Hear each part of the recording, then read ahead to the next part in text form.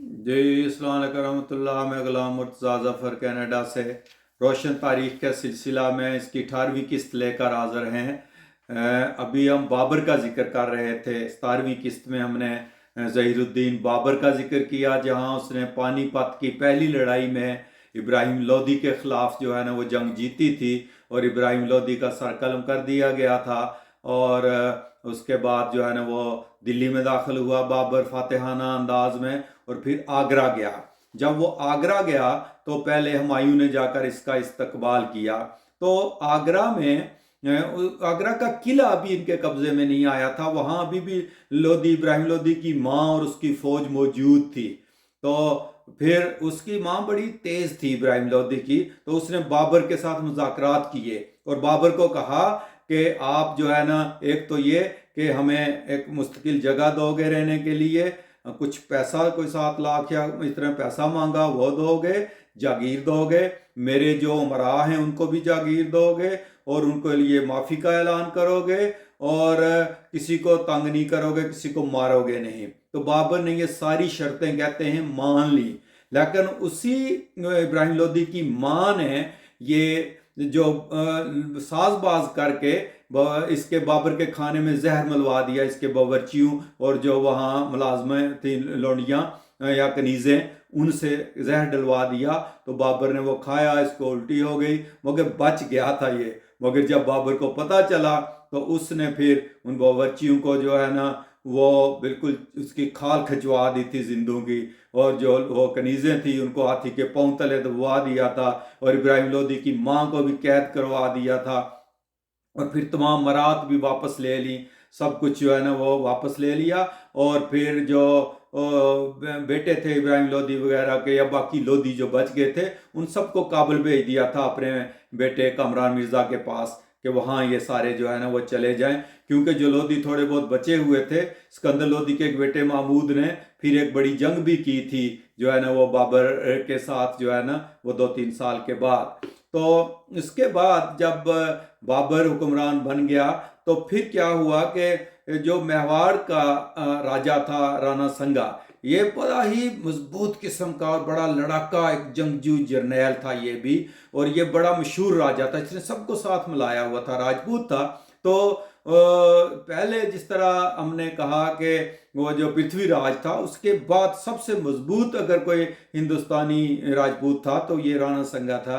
तो इसने जो है ना वो सोचा कि तैमूर की तरह ये भी बाबर भी लूट मार करके वापस चला जाएगा तो मेरी जान छूट जाएगी इब्राहिम लोदी से भी, और इधर इससे भी जान छूट जाएगी बाबर से भी। मगर जब उसने देखा कि बाबर का तो जाने का इरादा नहीं है, तो ये भी बाबर के फिर खिलाफ हो गया।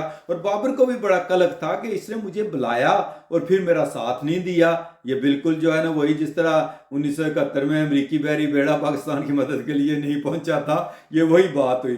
तो बाबर ने इसको जो है ना वो कहा कि इसका मुकाबला करने के लिए ये जो है ना बड़ी इनकी एक जंग हुई थी जो बड़ी मशहूर जो है ना वो जंग थी, कि जो इसने जो है ना राणा संगा और इसके दरमियान जो है ना खानवा के मैदान में जो है ना वो हुई थी, खानवा के एरिया में।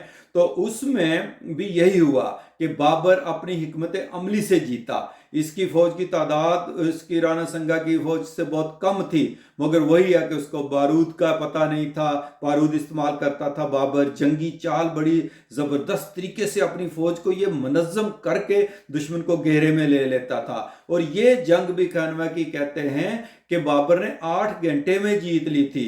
बाबर ने इसके मुकाबले के लिए नई तोपें बनवाई थी। अली कुली इसका इंजीनियर था जो तोपें बनाता था, और उसको बड़े इनामात भी बाबर ने जो है ना वो दिए थे।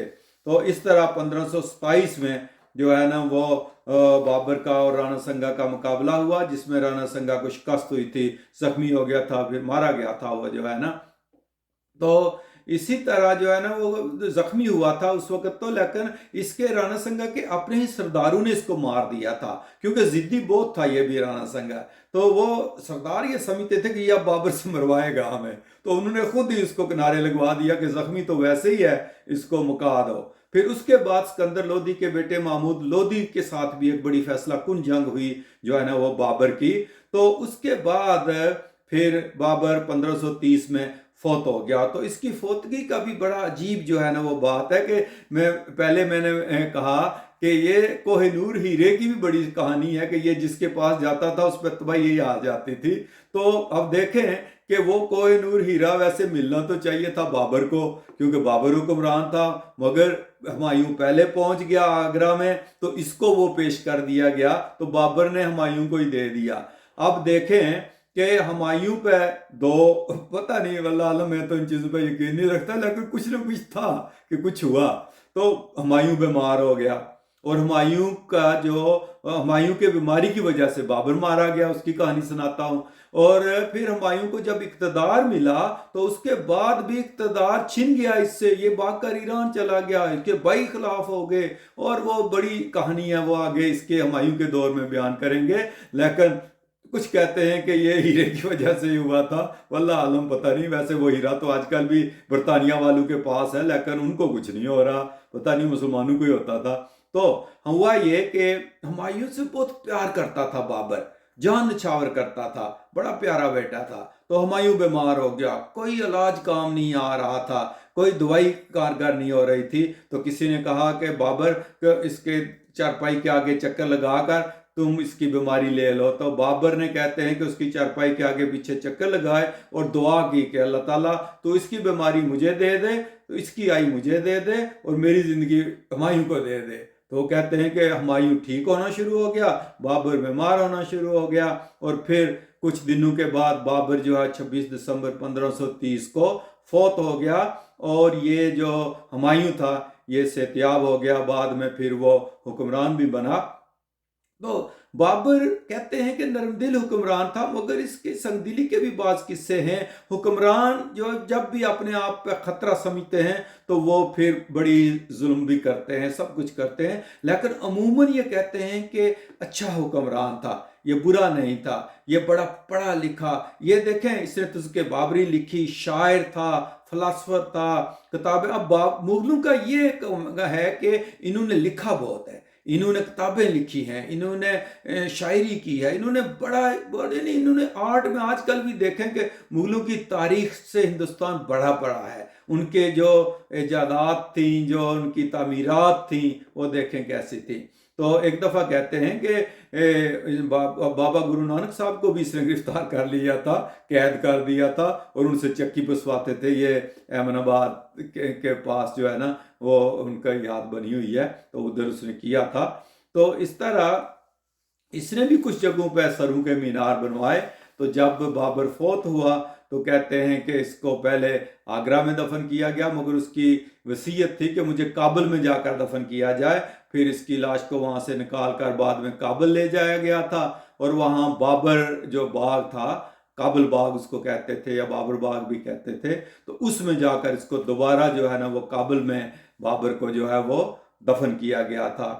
تو اس طرح دیکھیں کہ یہ